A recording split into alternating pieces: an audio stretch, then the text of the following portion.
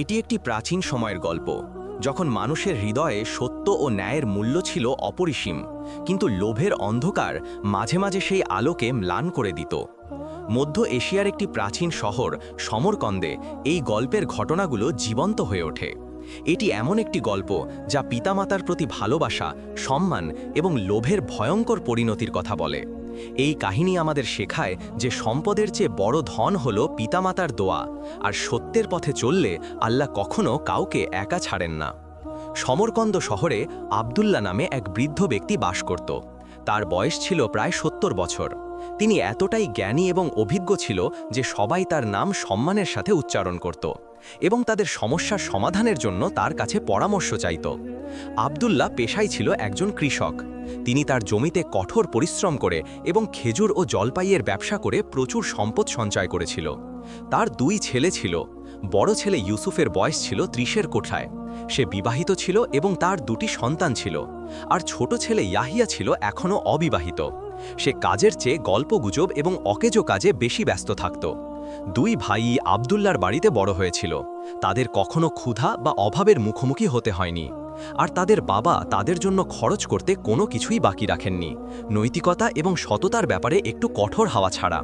সময় তার নিজের গতিতে চলছিল এবং আব্দুল্লাহর শরীরে বার্ধক্যের লক্ষণগুলো দেখা দিতে শুরু করেছিল।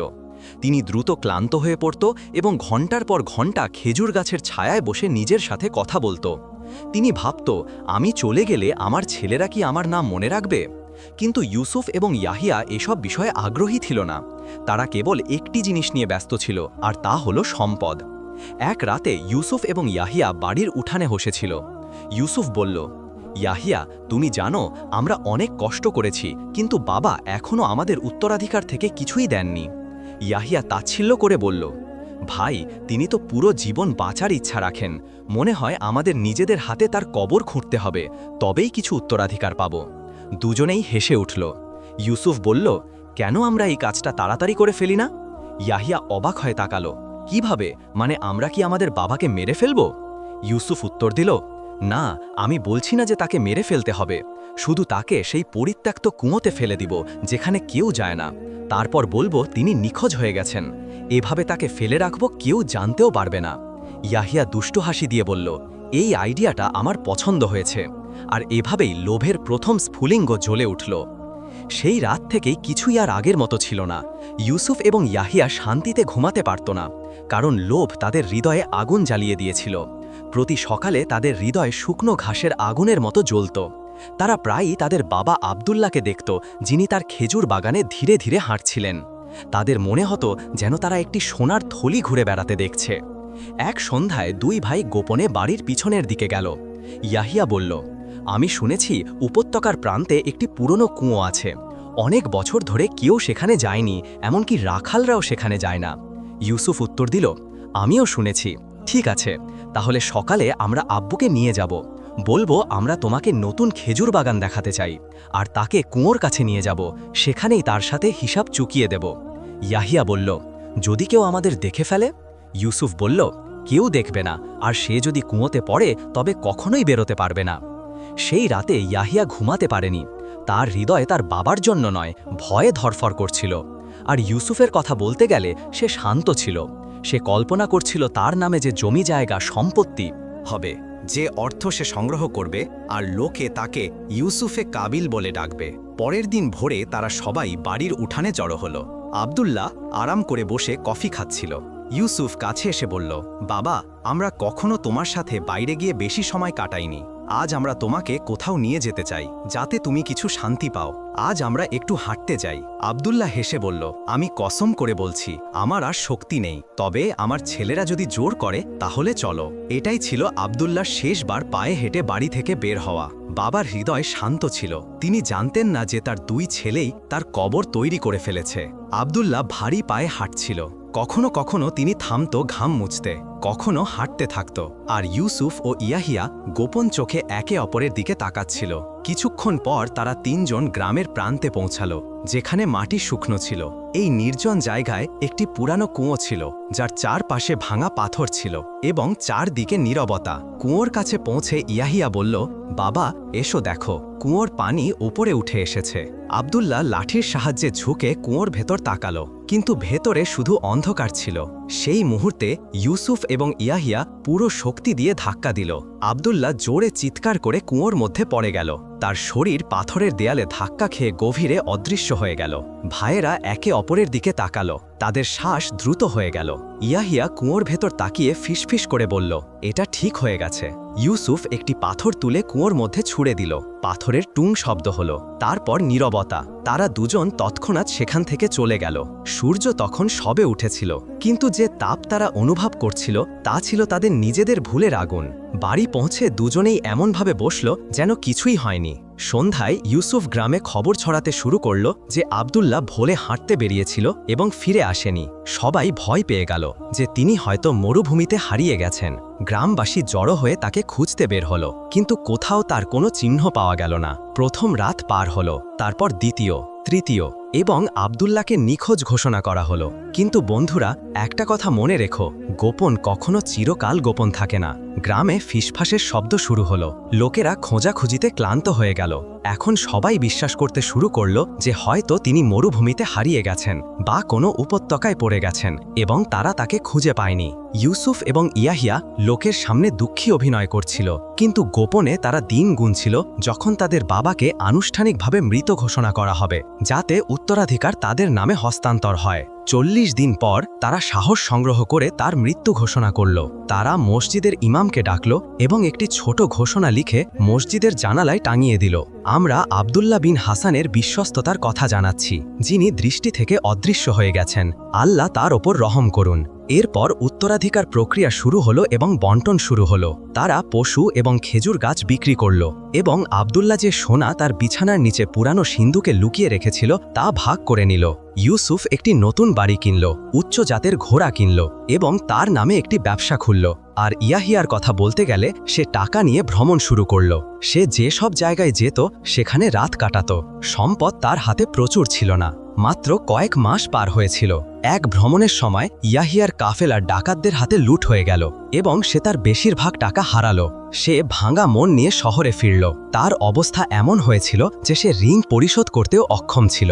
আর ইউসুফের কথা বলতে গেলে তার ব্যবসা ব্যর্থ হতে শুরু করল। সে একের পর এক চুক্তি হারালো এবং লোকেরা তার থেকে দূরে সরে যেতে শুরু করল। সে ভুল লোকেদের দ্বারা ঘিরে থাকত। তারপর হঠাৎ সে এমন এক রোগে আক্রান্ত হল যার কোনো চিকিৎসা সত্ত্বেও সম্ভব হল না। তার শরীর দুর্বল হয়ে গেল, তার মুখ ফ্যাকাশে হয়ে গেল, তার মুখ ফ্যাকাশে হয়ে গেল। দুজনেই তাদের হতাশায় ডুবে গিয়েছিল। রাতে অদ্ভুত সংকেত দেখা দিতে শুরু করল। ইয়াহিয়া দূর থেকে একটি কান্নার শব্দ শুনত, যা তার বাবার কণ্ঠের মতো শোনাত, আর কেউ যেন ভূগর্ভ থেকে তার নাম ধরে ডাকছিল। ইউসুফ স্বপ্নে সেই কুয়ো দেখতে শুরু করল। প্রতিবার ঘুমালে সে একটি কণ্ঠ শুনত, তার বাবার কণ্ঠ। কেন ছেলে, কেন? বাস্তবতা তাদের হৃদয়ে ভারী হয়ে উঠল। রক্তের বিনিময়ে অর্জিত সম্পদ তাদের সুখ আনেনি, বরং ধীরে ধীরে তাদের মেরে ফেলছিল। প্রতি রাত ইউসুফ এবং ইয়াহিয়ার জন্য খুব ভারী হয়ে উঠল। যখনই বাতি নিভে যেত তাদের হৃদয়ে অনুশোচনার আগুন জ্বলে উঠত, কিন্তু কেউই সাহস করে উঠতে পারেনি। ইয়াহিয়া বাড়ি থেকে বের হওয়া বন্ধ করে দিয়েছিল। তার মুখ ফ্যাকাশে হয়ে গিয়েছিল এবং তার পদক্ষেপ ছিল এলোমেলো। যখনই সে ঘুমিয়ে পড়ত সে কানে হাত দিয়ে চিৎকার করত, চুপ করো, চুপ করো। কিন্তু সেই কণ্ঠ তার কানে নয়, তার আত্মায় প্রতিধ্বনিত হচ্ছিল।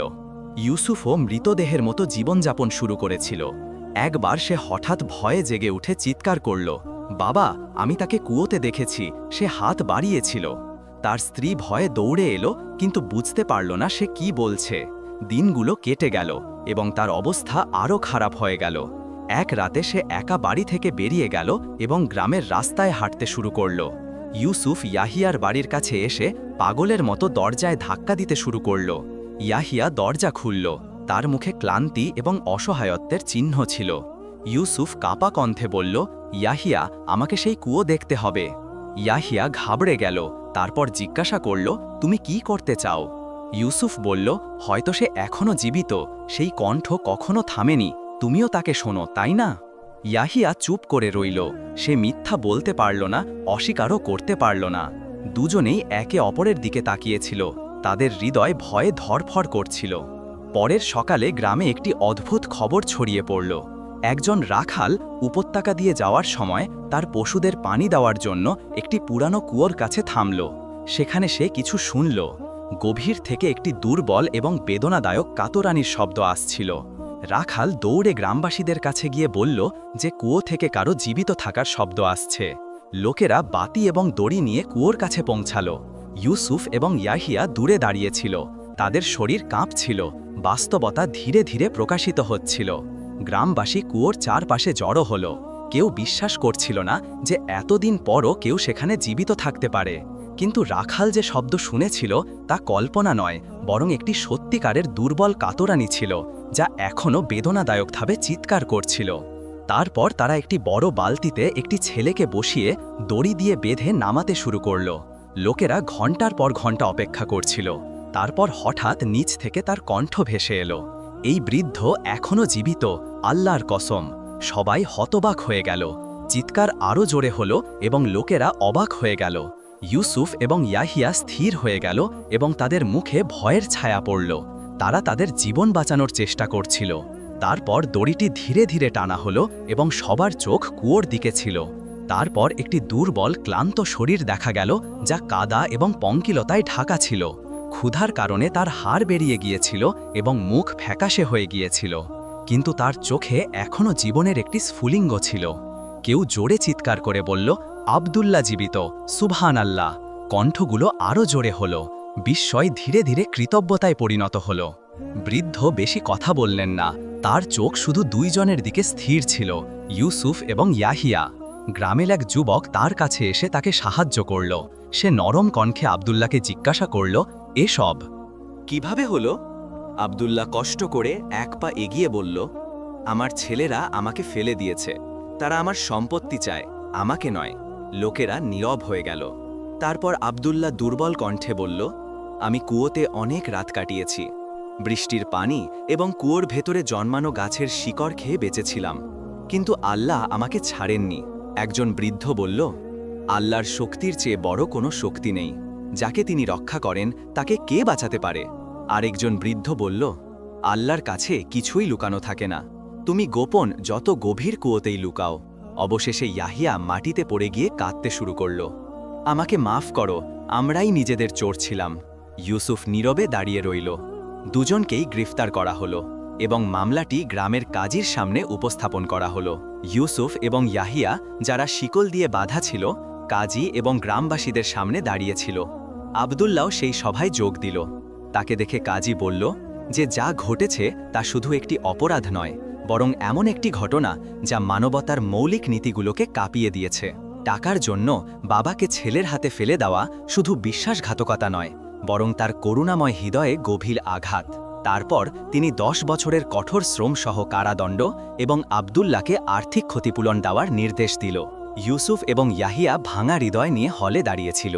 সময় কেটে গেল এবং শাস্তি পূর্ণ করার পর ইয়াহিয়া ভারী মাথা এবং অনুশোচনায় ভরা হৃদয় নিয়ে বেরিয়ে এলো, আর ইউসুফ কিছুদিন পর বের হলো। তার শরীর দুর্বল এবং আত্মা ভাঙা ছিল। এখন তার কাছে পৃথিবীর কিছুই ছিল না, শুধু সেই স্মৃতিগুলো ছিল যা প্রতি রাতে তাকে তাড়া করত। কিন্তু আব্দুল্লাহ তার সাধারণ বাড়িতে ফিরে যাওয়ার সিদ্ধান্ত নিল। তিনি তার বাকি জীবন শান্তিতে কাটালো। এখন তার কাছে আগের মতো সম্পদ ছিল না, কিন্তু তার হৃদয়ে শান্তি এবং আল্লাহর সন্তুষ্টিতে ধন্য হয়েছিল। তিনি তার বাড়ির ঝাঁপি গরিবদের জন্য খুলে দিল এবং তার ছোট ছেলে ইবনে ইউসুফকে সত্য, ন্যায় এবং দয়ার নীতি শেখালো। এক রাতে তার নাতির মাথায় হাত রেখে তিনি বলল, বাবা, আসল জিনিস হলো যে একজন মানুষ তার সম্পদ বৈধভাবে অর্জন করবে এবং ধনী হওয়ার পর কাউকে কষ্ট দেবে না, না কথায় না কাজে। এভাবে আব্দুল্লাহ তার অতীতকে তার হৃদয়ের গভীরে কবর দিল, কিন্তু তিনি তার জীবনের গল্পকে মানুষের জন্য একটি শিক্ষা বানিয়ে দিল। প্রকৃতপক্ষে এই পৃথিবীতে পিতামাতার চেয়ে বড় কোনো সম্পদ নেই। এখন আব্দুল্লাহ তার বাড়ির দরজা গরিবদের জন্য খুলে দিল, কারণ তিনি বুঝেছিলেন যে তার সম্পদের আসল মালিক হল গরিব এবং প্রাপ্য মানুষ, তার অবাধ্য সন্তানরা নয়। প্রিয় বন্ধুরা, এই গল্প থেকে আমরা গুরুত্বপূর্ণ শিক্ষা পাই, যা আমাদের দুনিয়া এবং আখিরাত উভয়েরই যত্ন নিতে পারে। সবসময় মনে রাখো যে পিতামাতা তারা, যারা আমাদের জন্ম থেকে বৃদ্ধ বয়স পর্যন্ত তাদের আরাম এবং সুখ ত্যাগ করে আমাদের লালন পালন করেন। তাদের শুধু কথায় নয়, হৃদয় এবং কাজ দিয়েও সম্মান করা উচিত। যে ব্যক্তি তার পিতামাতার সেবায় আনন্দ অনুভব করে, তার জীবনে আল্লাহর রহমত নেমে আসে। সম্পদ একটি পরীক্ষা এবং লোভ মানুষকে মূর্খ করে। যখন একজন মানুষ লোভের কারণে তার নিকটতম সম্পর্কগুলোকে আঘাত করে, সে শুধু তাদের ক্ষতি করে না, তার নিজের ভাগ্যকেও ক্ষতিগ্রস্ত করে। পৃথিবীর কোনো সম্পদ পিতামাতার ভালোবাসা এবং দোয়ার সমান হতে পারে না। স্বার্থপরতা মানুষকে একা করে দেয়। যে ব্যক্তি শুধু নিজের সুবিধার কথা ভাবে, সে ধীরে ধীরে তার চারপাশের সবার কাছ থেকে ভালোবাসা, বিশ্বাস এবং সম্মান হারায়। জীবনে কঠিন সময় নিশ্চিতভাবে আসে, কিন্তু যে ব্যক্তি সেই সময় ধৈর্য এবং বিশ্বাস ধরে রাখে, শেষ পর্যন্ত সফল হয়। যে আল্লাহর উপর ভরসা করে, সে কখনো হতাশ হয় না, কারণ সে জানে যে প্রতি অন্ধকার রাতের পর নিশ্চিতভাবে আলো আসে। সত্য বলা এবং আমানত তার প্রকৃত মালিকের কাছে পৌঁছে দেওয়া শুধু একটি গুণ নয়, বরং একজন মুমিনের পরিচয়। যে ব্যক্তি প্রতারণা করে, সে তার চরিত্র নষ্ট করে। বিশেষ করে তাদের সাথে কখনো বিশ্বাসঘাতকতা করো না, যারা তোমার লালন পালনে তাদের সবকিছু দিয়েছেন।